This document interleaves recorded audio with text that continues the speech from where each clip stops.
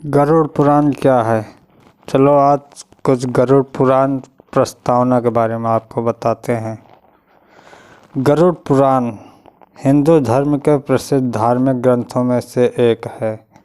वैष्णव संप्रदाय से संबंधित गरुड़ पुराण में मृत्यु के बाद सद्गति प्रदान करने वाला माना जाता है। इसलिए सनातन में मृत्यु के बाद गरुड़ पुराण के श्रवण का प्रावधान है।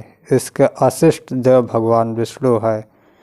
18 पुराणों में से गरुड़ महापुराण का अपना एक विशेष महत्व है, क्योंकि इसके देव स्वयं विष्णु माने जाते हैं, इसलिए यह वैष्णव पुराण है। गरुड़ पुराण के अनुसार हमारे कर्मों के फल हमें हमारे जीवन में तो मिलता ही है, परंतु मरने के बाद भी कार्य के अच्छा बुरा फल मिलता है। इसी से इस ज्ञान को प्राप्त करने के लिए घर के किसी सदस्य के मृत्यु के अवसर निर्धारित किया जाता है, ताकि उस समय हम जन्म मृत्यु से जुड़े सभी सत्य जान सके और मृत्यु के वश बिछड़ने वाले सदस्य का दुख कम हो सके। विष्णु भक्ति।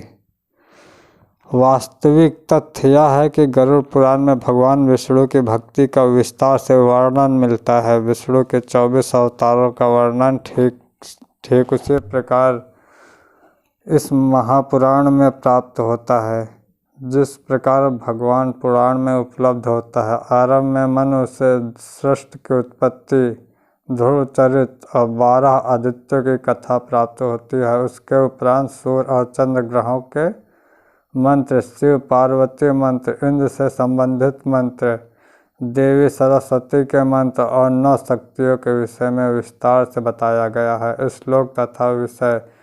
गरुड़ पुराण में 19,000 श्लोक कहे जाते हैं, किंतु वर्तमान समय में कुल 7,000 श्लोक ही उपलब्ध हैं।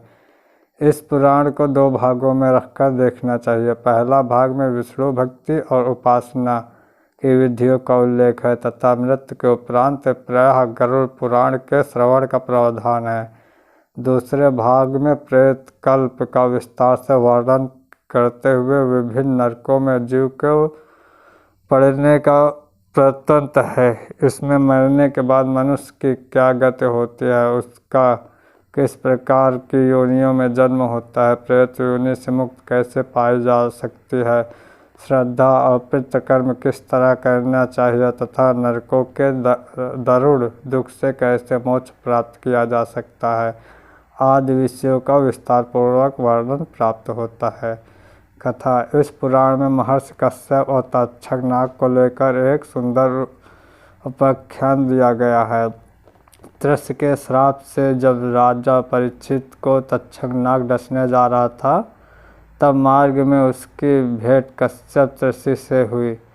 तक्षक ने ब्राह्मण का वेश धारण कर उनसे पूछा कि वे इस तरह उतावली में कहाँ जा रहे हैं। इस पर कश्यप ने कहा कि तक्षक नाग महाराज परीक्षित को डसने वाला है, मैं उनका विष प्रभाव दूर करके उन्हें पुनः जीवन दे दूंगा।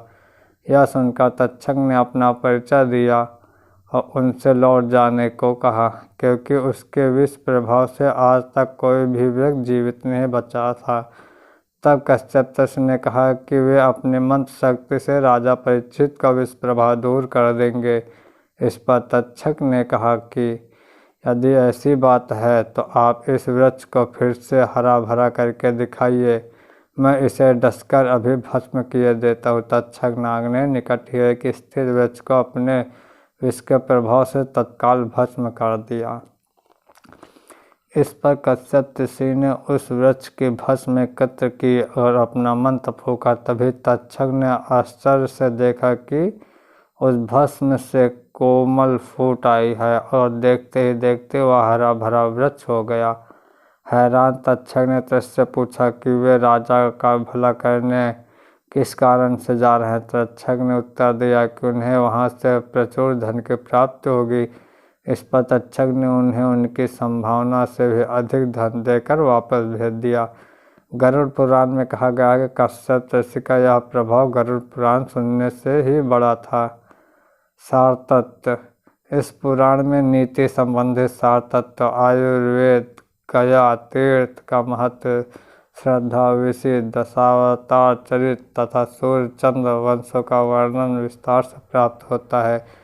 बीच बीच में कुछ अन्य वंशों का भी उल्लेख है। इसके अतिरिक्त गरुड़ विद्या मंत्र, पक्षी ओम स्वाहा और विष्णु पंजर स्तोत्र आदि का वर्णन भी मिलता है। गरुड़ पुराण में विविध रत्नों और मणियों के लक्षणों का वर्णन विस्तार पूर्वक किया गया है। साथ ही हिंदू ज्योतिष, सामुदायिक शास्त्र, सांपों के लक्षण, धर्मशास्त्र, विनायक, शांति, वर्णाश्रम, धर्म व्यवस्था, विविध व्रत, उपवास, संपूर्ण अष्टांग योग, पतिव्रत धर्म, महत्व में जप, तप, कीर्तन और पूजा विधान आदि का भी विस्तार उल्लेख है। इस पुराण के प्रेत कल्प में 35 अध्याय है, जिसका प्रचलन सबसे अधिक हिंदू धर्म में है।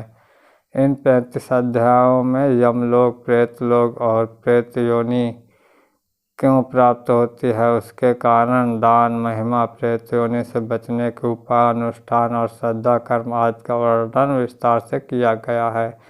ये सारी बातें मृत्यु को प्राप्त व्यक्ति के परिवार वालों पर गहरा प्रभाव डालती है। वह दिवंगत व्यक्ति की सद्गति और मोक्ष के लिए पुराण विधान का अनुसार भरपूर दान दक्षिणा देने के लिए तत्पर हो जाते हैं। इस पुराण का उद्देश्य यही जाना पड़ता है। नरक वर्णन। गरुड़ पुराण के दूसरे अध्याय में यह वर्णन मिलता है कि इसके अनुसार गरुड़ ने कहा है कि स्वयं लोक का मार्ग किस प्रकार दुखदायी होता है। पापी लोग वहाँ किस प्रकार जाते हैं, मुझे बताइए। भगवान बोले, हे गरुड़, महान दुख प्रदान करने वाले यम मार्ग के विषय में मैं तुमसे कहता हूँ। मेरा भक्त होने पर भी तुम उसे सुनकर कांप उठोगे। यम मार्ग में वृक्ष की छाया नहीं है, अन्न आदि भी नहीं है, वहाँ कहीं जल भी नहीं है। वहाँ प्रलय काल की भांति 12 सूर्य तपते हैं। उस मार्ग से जाता हुआ पापी कभी बर्फीली हवा से पीड़ित होता है तो कभी कांटे चुभते हैं, कभी महाविषधर सांपों द्वारा डसा जाता है, कहीं अग्नि से जलाया जाता है, कहीं सिंहों व 2 भयंकर कुत्तों द्वारा खाया जाता है, कहीं बिच्छुओं द्वारा डसा जाता है।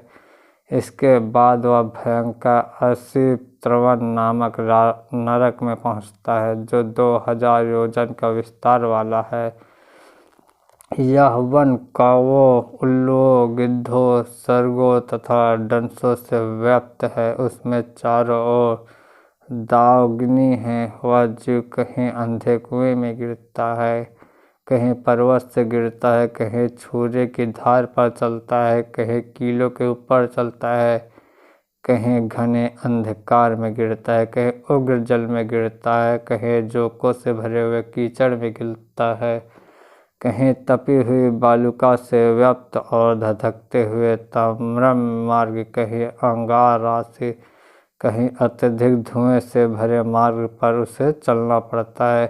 कहीं अंगार वृष्टि, कहीं बिजली गिरने, शिलावृष्टि, कहीं रक्त की, कहीं सशस्त्र की और कहीं गर्म जल की वर्षा होती है, कहीं खारे कीचड़ की बारिश होती है तो कहीं मवाद, रक्त तथा विष से भरे हुए तालाब है। यम मार्ग के बीच बीच अत्यंत उग्र और घोर वैतरणी नदी है, बहती है। वह देखने और दुखदायिनी है, उसकी आवाज़ भय पैदा करने वाली है। वह 100 योजन चौड़ी और पीप तथा रक्त से भरी है। हड्डियों के समूह से उसके तट बने हैं। यह विशाल घड़ियाल से भरी है। हे गरुड़, आए पापी को देखकर वह नदी ज्वाला और धूप से भरकर कड़ा हमें खोलते घी की तरह हो जाती है। यह नहीं, सुई के समान मुख वाले भयानक कीड़े से भरी है। वज्र के समान चोंच वाले बड़े बड़े गिद्ध हैं। इसके प्रवाह में गिरे पापी के भाई का पुत्र हाताता कहते हुए विलाप करते हैं। भूख प्यास से व्याकुल हो पापी रक्त का पान करते हैं। बहुत से बिच्छू तथा काले सांपों से व्याप्त उस नदी के बीच में गिरे हुए पापियों की रक्षा करने वाला कोई नहीं है। उसके सैकड़ों हजारों भंवरे में पड़कर पापी पाताल में चले जाते हैं। क्षण भर में ही ऊपर चले आते हैं। कुछ पापी पास में बंधे होते हैं, कुछ अंकुश में फंसकर खींचे जाते हैं और कुछ कांवों द्वारा खींचे जाते हैं। वे पापी गर्दन, हाथ, पैर में जंजीर से बंधे होते हैं। उनकी पीठ पर लोहे का भार होता है। अत्यंत घोर यमदूतों द्वारा मुकदरों से पीटे जाते हैं। वे रक्त वमन करते हैं तथा वमन किए रक्त को पीते हैं। इस प्रकार 17 दिन तक वायु वेग से चलते हैं। वे 18वें दिन वह प्रेत सौम्यपुर में जाता है। अब अध्याय 1 अगले एपिसोड में। Thank you. जय श्री कृष्णा।